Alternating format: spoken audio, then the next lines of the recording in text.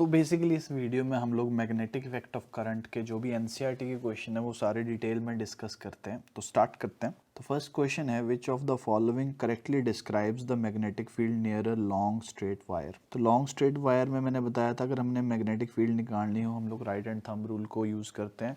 अपने थंब को करंट की डायरेक्शन में पॉइंट करो राइट हैंड के, और जो कर्ल होगा फिंगर का वो मैग्नेटिक फील्ड की डायरेक्शन बताएगा। तो बेसिकली अगर करंट अपवर्ड है तो मैं अगर राइट हैंड थंब रूल लगा रहा हूँ, जो फील्ड है वो ऐसे आ रही है कंसेंट्रिक सर्कल्स में। तो जो इसमें ऑप्शन दे रखे हैं वो क्या क्या है। The field consist of straight line perpendicular to wire, ये रॉन्ग है। The field consist of straight line parallel to wire, ये भी रॉन्ग है। The field consist of radial line originating from the wire, ये भी रॉन्ग है। The field consist of concentric circle centred on the wire, तो concentric circle में produce होगी जिसका सेंटर जो होगा वो वायर पे होगा, ये करेक्ट है। जो सेकंड क्वेश्चन है हमारे पास, the phenomena of electromagnetic induction is process of charging a body, the process of generating magnetic field due to current passing through a coil producing induced current in a coil due to relative motion between magnet and the coil। C answer है इसका। हम लोग flux को change करते हैं magnet को move करके। The device for producing electric current is called, obvious सी बात है इलेक्ट्रिक करंट को प्रोड्यूस करने वाला जो डिवाइस होता है उसको हम लोग जनरेटर बोलते हैं। The essential difference between AC generator and DC generator is that, यही कि एसी जनरेटर जो होता है उसमें स्लिप रिंग्स यूज होती हैं जबकि डीसी जनरेटर में हम लोग स्प्लिट रिंग कम्यूटेटर को यूज करते थे। तो ये हमारे पास बेसिकली 4 क्वेश्चन हो गए हैं। तो जो नेक्स्ट क्वेश्चन है हमारे पास वो क्या है, at the time of short circuit the current in the circuit increases heavily, एकदम से इंक्रीज कर जाता है। State whether of following statement is are true और not. An electric motor convert mechanical energy into electrical energy, जो electrical motor होती है वो एक्चुअली में एनर्जी प्रोड्यूस नहीं करती, वो उसको कंज्यूम करती है, ये हमारे पास फॉल्स है। An electric generator work on principle of electromagnetic induction, ये ट्रू है। इलेक्ट्रोमैग्नेटिक इंडक्शन में ही हम लोग इंड्यूस्ड करंट प्रोड्यूस करते हैं। The field at the centre of long circular coil carrying current will be parallel straight line, ये सही है, ट्रू है। हमारे पास हमने पढ़ा था जो भी हमारे पास सर्कुलर कंडक्टर था ऐसा एक डायग्राम बनाया था मैंने। इस केस में कंडक्टर के पास तो कंसेंट्रिक सर्कल थे लेकिन जो हमारे पास सेंटर था वहां पे जो थी फील्ड लाइन स्ट्रेट आ रही थी। A wire with a green insulation is usually the live wire of an electrical supply, ना ये अर्थिंग वाली वायर होती है, फॉल्स। अर्थ वायर का कलर जो होता है वो ग्रीन होता है, ना कि लाइव वायर का। लाइव वायर का कलर रेड या ब्लू था। List two method for producing magnetic field,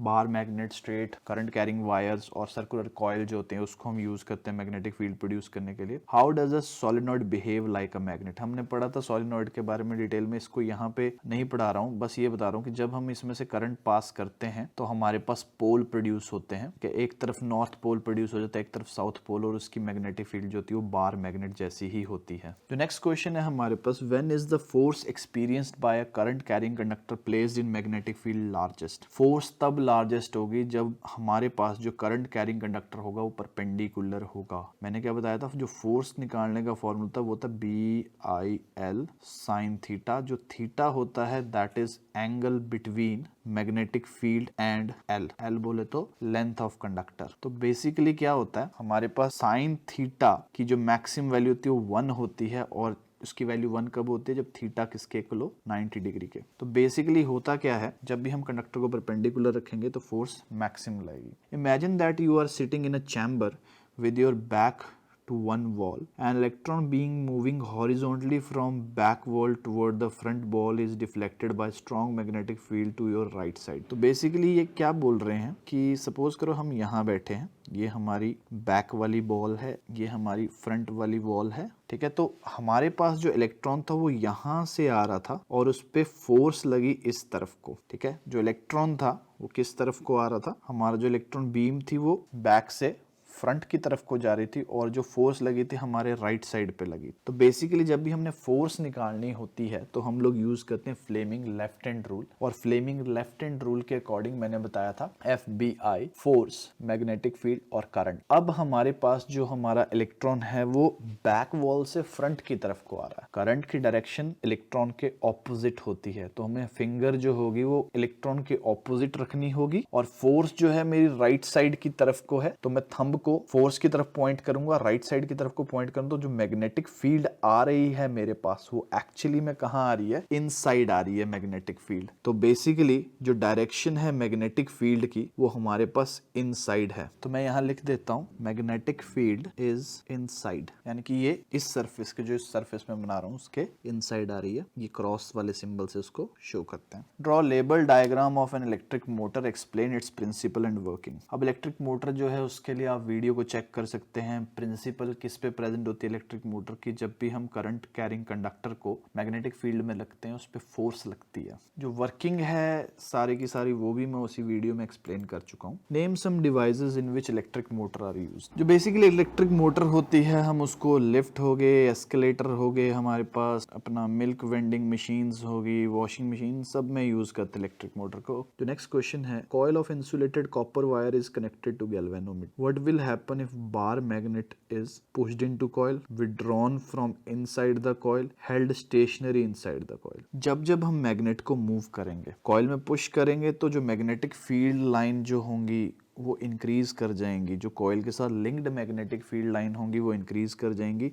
जिसकी वजह से इलेक्ट्रिक करंट उसमें इंड्यूस हो जाएगा और गैल्वेनोमीटर में आएगी डिफ्लेक्शन। सेकंड था, अगर हम कॉइल के अंदर से मैग्नेट को निकालें, इस केस में भी क्या होगी, जो मैग्नेटिक फील्ड लाइन होंगी वो क्या करेंगी, डिक्रीज करेंगी, जिसकी वजह से क्या होगा, दोबारा इंड्यूस करंट प्रोड्यूस होगा और हमारे गैल्वेनोमीटर में दोबारा डिफ्लेक्शन आएगी। जो थर्ड केस था उसमें हम लोग क्या कर रहे थे, हमने held stationary inside the coil, हमने मैग्नेट को जो था वो कॉइल के अंदर रख देना था। अब इस केस में क्या हो रहा है, मैग्नेटिक फील्ड लाइन चेंज नहीं होंगी, तो इस वजह से कोई भी डिफ्लेक्शन नहीं आएगी, क्योंकि मैग्नेटिक फील्ड लाइन चेंज नहीं हो रही हैं। जो नेक्स्ट क्वेश्चन है हमारे पास, two circular coil A and B are placed close to each other, if current in coil A is changed. A और बी कॉइल हैं, इनको हमने पास में रखा हो। अगर हम ए कॉइल का करंट चेंज करते हैं तो बी कॉइल में इंड्यूस करंट प्रोड्यूस होगा। इसका रीजन क्या, हाँ बी कॉइल में इंड्यूस करंट प्रोड्यूस होगा। क्यों प्रोड्यूस होगा, क्योंकि जो भी करंट कैरिंग कॉइल होती है उसमें तो मैग्नेटिक फील्ड होती है ना। अगर करंट चेंज होगा तो मैग्नेटिक फील्ड भी चेंज होगी, और अगर मैग्नेटिक फील्ड चेंज होगी तो फ्लक्स चेंज होगा, फ्लक्स चेंज होगा तो जो हमारे पास बी वाली कॉइल है उसमें क्या प्रोड्यूस्ड होगा, इंड्यूस्ड करंट प्रोड्यूस होगा। State the rule to determine the direction of magnetic field produce around a straight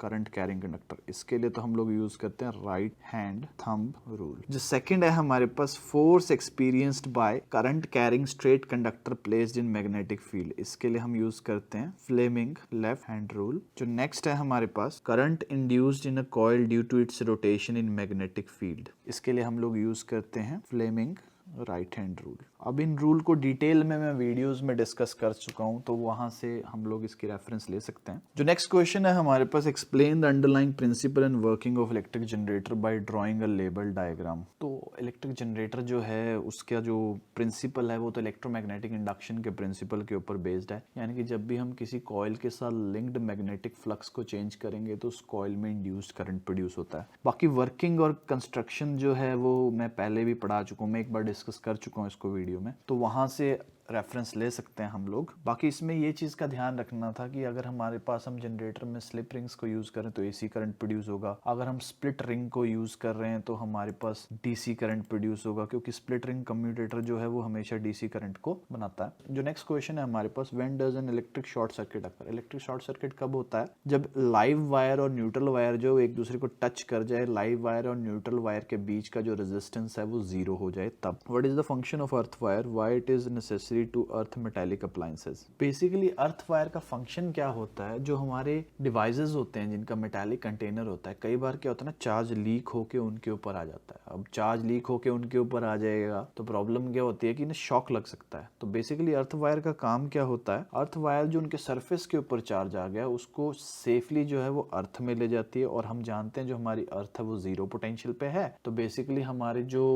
equipment जो इसकी बॉडी मेटालिक थी उसकी जो बॉडी रहेगी वो भी जीरो पोटेंशियल पे रहेगी।